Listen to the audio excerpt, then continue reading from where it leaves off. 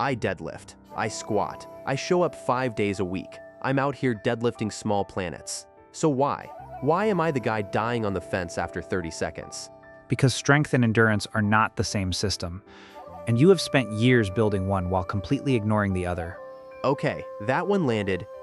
It should. Break it down, because I'm moving weight that would crush most people. I should not be the guy gasping after half a minute. You generate force, impressive force. That is not the problem. The problem is what happens after the force. Every high-intensity contraction produces metabolic waste, lactate, hydrogen ions. Your body must clear that waste before it can contract at full capacity again. That is your recovery window, and it depends entirely on your aerobic system.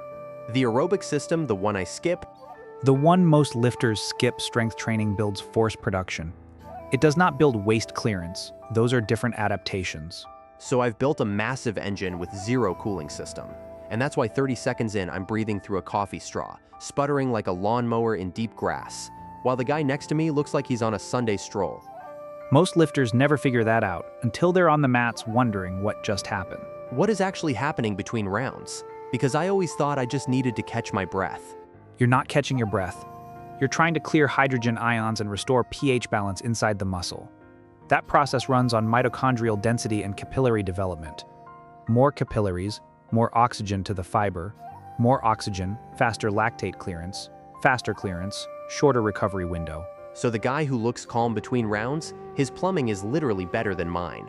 Between rounds, he is resetting, you're waiting, and the moment you cross your anaerobic threshold without the aerobic base to bring you back, you stay redlined, heart rate won't drop, lactate won't clear, output degrades.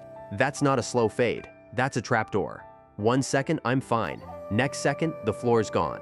That is exactly what anaerobic threshold breach looks like without aerobic support. But I do sprints. I do high-intensity interval training every week. Are you seriously telling me that's not enough? HIIT builds lactate tolerance. It teaches your body to function under acidity. That matters. But it does not drive mitochondrial adaptation or build capillary density the way sustained aerobic work does. You're training to survive the flood. You're not building better drainage. So my sprints are teaching me to tread water faster, while the real fix is building a drain, so the water never piles up. Zone 2. Sustained effort at 60 to 70% of maximum heart rate is the specific stimulus for mitochondrial biogenesis and capillary development. HIT sharpens the edge. Zone 2 builds the foundation the edge sits on. I've been sharpening a knife that doesn't have a blade for years. I feel attacked. Personally, specifically, attacked. And I completely deserve it. The strength work has value. You need both. But without Zone 2, you will hit the same wall every single time. Give me something concrete. Combat athletes with a developed aerobic base recover faster between efforts and sustain higher output in later rounds, compared to strength-matched athletes without that base. Same strength on paper, completely different performance when the third round starts. So 2 guys walk in with identical maxes, and the one who did his Zone 2 is still producing, while the other guy is on his knees. That's not a small edge, that's the whole fight. Without the aerobic base, you get 1 good burst, maybe 2, then output collapses. That's been my whole career on the mats.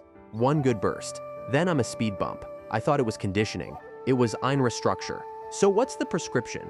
Because I'm not giving up the lifting. You don't have to.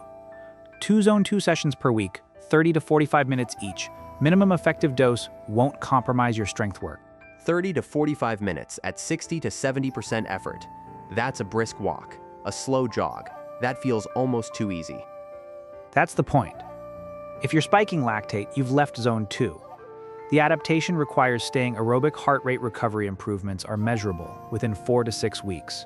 You'll feel it between rounds before you see it anywhere else. 4 to 6 weeks.